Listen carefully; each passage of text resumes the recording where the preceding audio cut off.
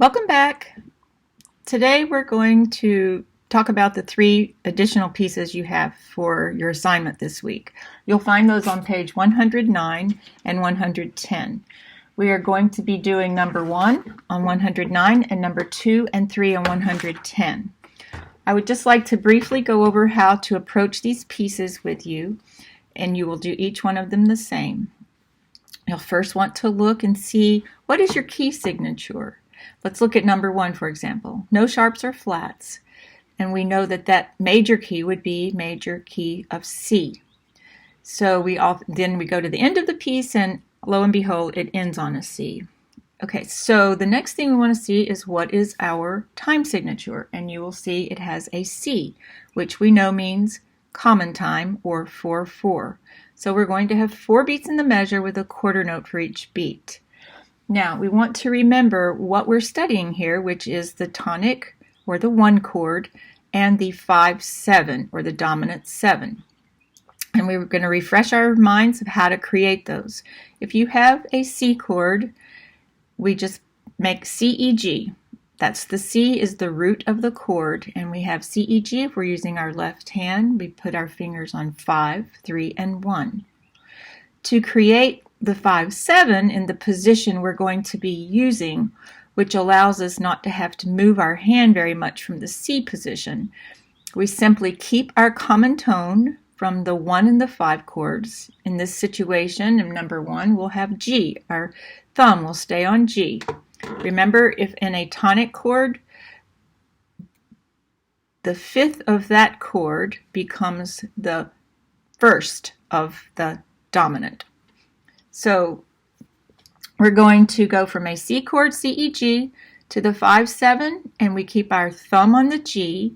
We then move our second finger to the F, and we're going to move our C down a half step to B. So we go from this to this to this. And this is a pattern we will use on all the major keys. You create the same pattern. 1 and 2, and then the 5th moves down a half step. So remembering our lead sheets, we talked about if you look above the grand staff, you have the letter name for the chord you're going to play with your left hand, while the right hand plays the melody. And so you have a C chord above that. We're simply going to play our C chord, hold it for a whole note across the entire measure. When you get to the 3rd measure, you see G7/B. We remember that that means they want you to play a G7 chord, or the dominant 7, but they want you to put B in the bass. So we go, instead of playing G, B, D, F with G on our pinky, we're going to keep our hands as close as we can to the C chord, rearrange the notes that are in that G7 chord, so that we end up with our thumb being the common tone, remaining on G. We're going to play finger number 2 on F, and then the C moves down a half step to B. There's our 1 to 5/7, back to 1. And so remember to clap this out, and you will have the rhythm already very comfortable under your fingers, so that when you put them on the keyboard, you will know how it's supposed to go. Let me just play it one time so you will hear what it's going to sound like. And we have our tempo marking allegro. A little softer. You saw the dynamic change between the 2 lines. Why do we do that? Well, one reason is to give it a little more interest, since the 2 lines pretty much repeat each other. Let's move on to page 110, number 2. This time we have 1 flat. We have to remember what key signature has 1 flat. What is our time signature? We see 6/8. What is that going to mean?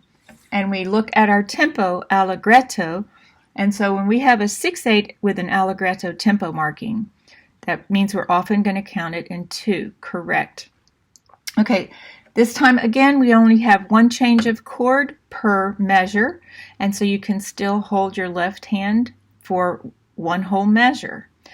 I would encourage you to clap the rhythm again, and then you can look at see if there are any changes in dynamics, and then let's play. I will show you this one as well.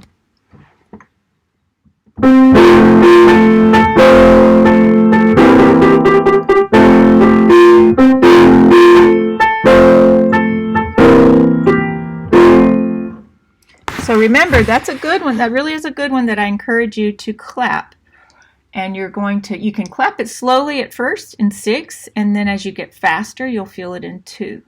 Let's move on to the last one. Number 3 on page 110, an English folk song. And this one is a little bit different as far as how often the left hand needs to change. In this one, you have some movement from the 1 to the 5/7 in the same measure, so you aren't going to be able to hold it for the entire measure. And this one, you look at the key signature with 3 sharps, go to the last sharp, go up a half step, you'll have your key if you're in a major key. You can determine that as well by looking at the last note in the piece and seeing what you end on, because we want to end on our tonic. And this one ends on an A, so see if you can figure that one out. We are in a 6/8 time signature again with a tempo marking of moderato. So ask yourself, am I going to count this in 6 beats or will I count this in 2? You may feel it either way with a moderate tempo marking. Okay, so remember when you have the 3 sharps, though they're not written in the piece anymore, you have to observe what the 3 sharps are. And in this situation, when you go to your 5/7, you can see it tells you to play G sharp in the bottom. Why is that? Because in the key of A, we have a G sharp. So when we hit G, we have to play it as a G sharp.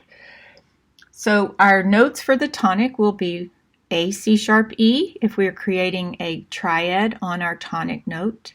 And our dominant 7 will be, in this hand position that we're going to be using, will be G sharp on 5, 2 on D, and 1 on E, which is our common tone between the tonic and dominant, the E. Remember, the E stays the same, the thumb stays the same.